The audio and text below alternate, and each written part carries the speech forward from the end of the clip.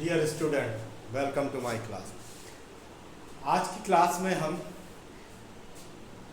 जो पिछली क्लास में डाई एटॉमिक मॉलिक्यूल्स को हमने फॉर्मेशन देखी थी as per molecular orbital theory, जिनमें दोनों एटम्स एक ही एलिमेंट से आ रहे थे। तो आज हम कुछ उन मॉलिक्यूलर और मॉलिक्यूल्स का फॉर्मेशन देखेंगे जो हेट्रोन्यूक्लियर, जिनके दोनों एटम अलग अलग स्पीशीज यानी अलग अलग एलिमेंट से आ रहे हैं। तो आज के टॉपिक में फ्रॉम हेट्रोन्यूक्लियर,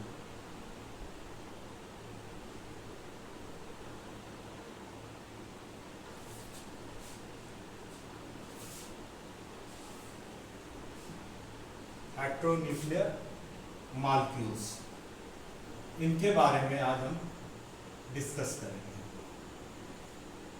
इन जो हेट्रोन्यूक्लियर मॉलिक्यूल्स हैं उनमें एक प्रॉब्लम या दो प्रॉब्लम आती हैं जिनके वजह से थोड़ा इनका फॉर्मेशन को डिफाइन करना इतना आसान नहीं होता, इनके सोल्यूशन भी इतने एक्यूरेट नहीं होते।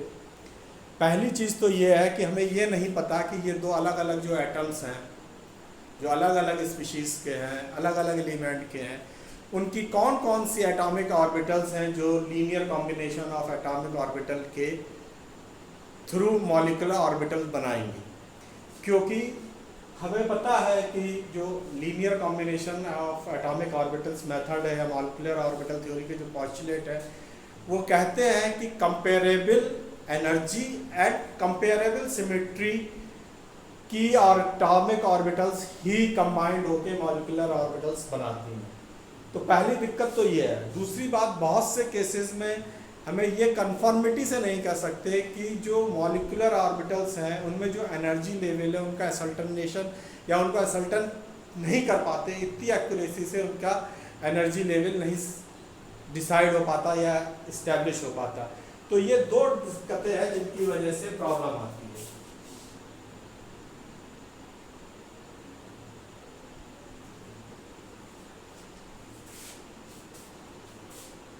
पहली चीज है, it is not obvious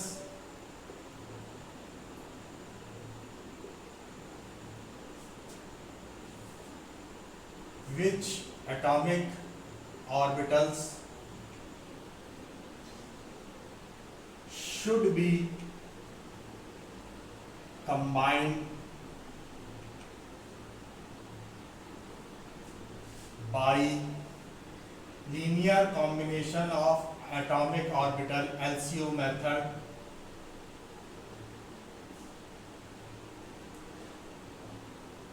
to produce molecular orbital। दूसरी चीज,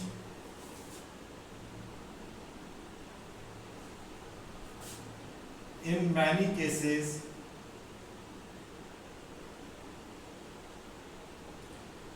order of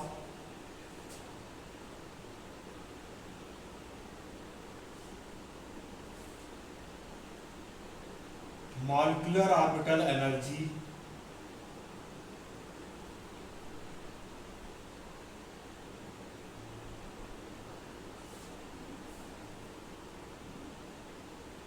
लेवल भी हम इसको कह सकते हैं, is not a certain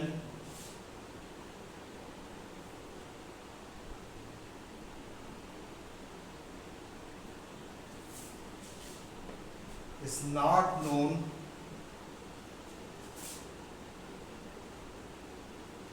with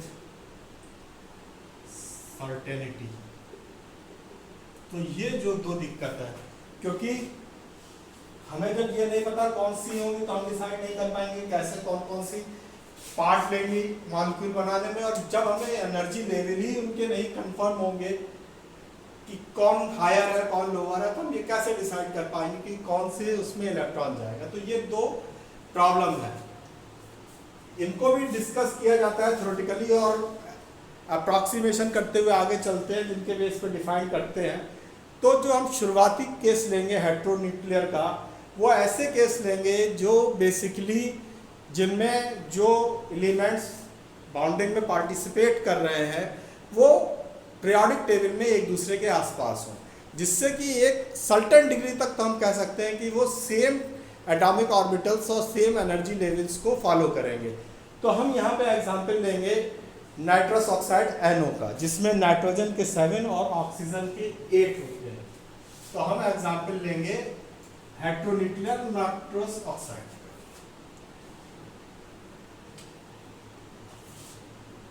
for example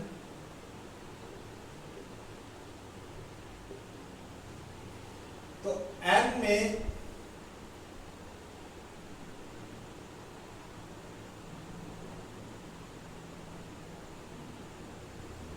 seven electron होते हैं और O में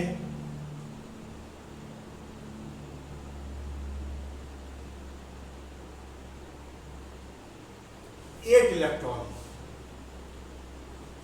तो total number of electron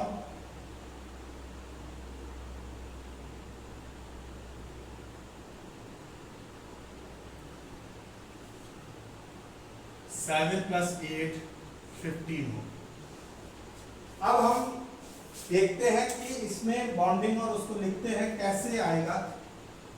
15 electron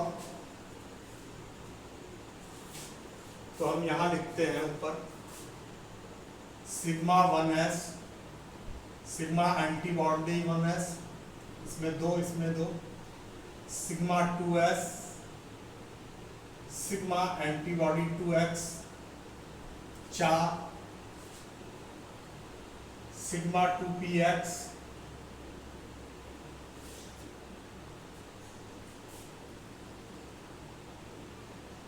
pi 2py2, pi 2pz2 antibody. तो 15 इलेक्ट्रॉन है तो 2 2 4 2 6 2 8 10 12 14। तो इसमें सिर्फ एक होगा और एंटीबॉडी 2pz वैकेंट रहेगी, इसमें कुछ नहीं होगा। तो ये लेवल है, एनर्जी लेवल इंक्रीजिंग ऑर्डर में लिख दिया है, इसी हिसाब से इलेक्ट्रॉन फिल होंगे। तो सपोज करिए ये नाइट्रोजन है और ये ऑक्सीजन है।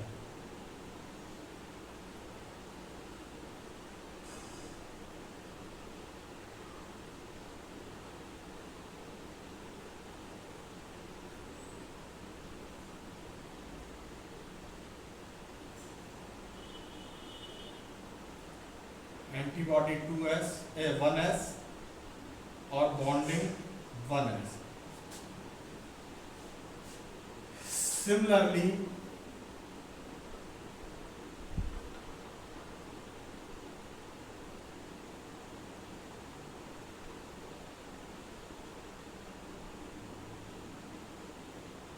इधर ऑक्सीजन है, इधर नाइट्रोजन है,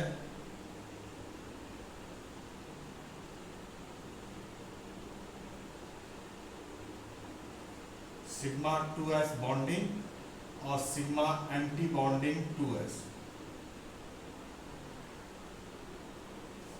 8 इलेक्ट्रॉन हो गए, अब हमारे पास 9 इलेक्ट्रॉन बचे।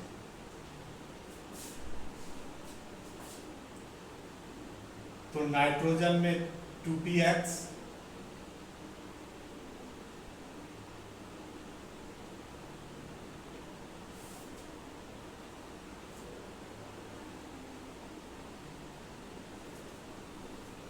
पंद्रह इलेक्ट्रॉन है हमारे, 8 इलेक्ट्रॉन यहाँ कंप्लीट हो चुके हैं, 7 इलेक्ट्रॉन बचे हैं। ये 2pz, ये नाइट्रोजन में 3 बच गए हैं, जो ये 2p3 को और similarly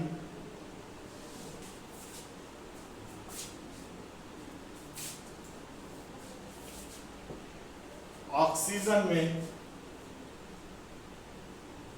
2px, 2pz, 2py and 2pz, ये 4 हो गए। तो 4 + 3 7 इलेक्ट्रॉन, इसमें 8 इधर पूरे हो गए इलेक्ट्रॉन, और ये ऑक्सीजन है, ये नाइट्रोजन।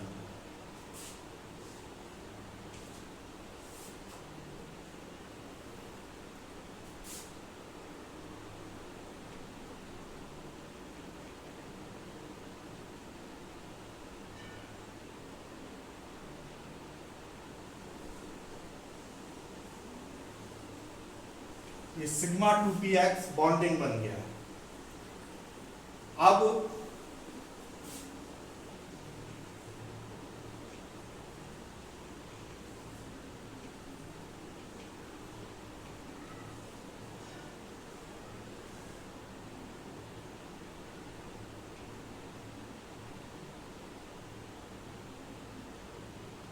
ये पाई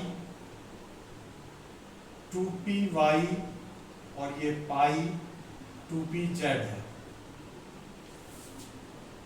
अब एंटी बॉन्डिंग के स्टार्ट होंगे।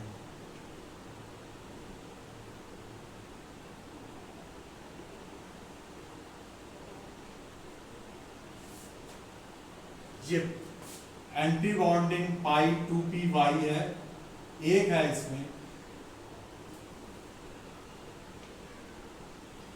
ये पाई एंटी बॉन्डिंग 2pz है जिसमें 0 है, कोई इलेक्ट्रॉन नहीं है।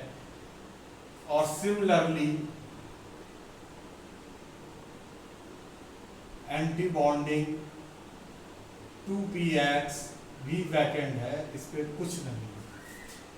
तो इस तरह से हम मॉलिक्यूलर ऑर्बिटल थ्योरी के बेस पे ये देखते हैं कि ये कैसे नाइट्रस ऑक्साइड का मॉलिक्यूल बनता है। अब हम अगर कैलकुलेट करते हैं बॉन्ड ऑर्डर, तो बॉन्ड ऑर्डर की कैलकुलेशन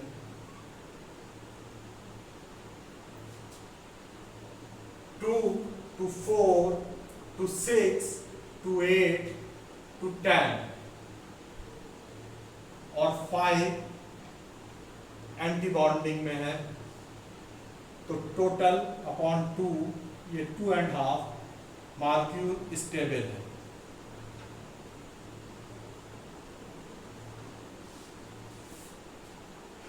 तो इस थ्योरी के बेस पे हमने देखा कि किस तरह से हमारे जो मॉलिक्यूल है हेटेरोन्यूक्लियर मॉलिक्यूल्स मॉलिक्यूलर ऑर्बिटल थ्योरी के बेस पे कैसे फॉर्म होते हैं, ये चीज़ अब हमने देखी। तो आज के क्लास में हमने एक एग्जाम्पल लिया जिसमें हमने पीरियोडिक टेबल में नाइट्रोजन ऑक्सीजन अगल बगल में है, एडजेसेंट है एक दूसरे के, तो उनके बारे में हमने देखा। क्योंकि हमने ये एजम्पशन लिया है कि उनकी प्रॉपर्टीज़ जो एनर्जी शेल्स है, एनर्जी लेवल है या एटॉमिक ऑर्बिटल्स की एनर्जी, उनमें कोई खास अंतर नहीं होगा, वो कंपेरेबल होंगी और वो सेम पैटर्न में बॉन्ड फॉर्मेशन करेंगी। तो आज की क्लास यहीं फिनिश करते हैं। नेक्स्ट क्लास में हम एक ऐसे एग्जाम्पल को डील करेंगे जिसमें बहुत ज़्यादा डिफरेंस है उनकी पीरियोडिक टेबल की पोजीशन के हिसाब से। उसमें bond formation molecular orbital theory के बेस पे कैसे डिफाइन की जा सकती है, उसको हम डील करेंगे और उसको डिस्कस करके हम देखेंगे कि मॉलिक्यूलर ऑर्बिटल थ्योरी की कॉम्प्रिहेंसिवनेस कैसे आती है। तो thanks for the cooperation and have a nice day.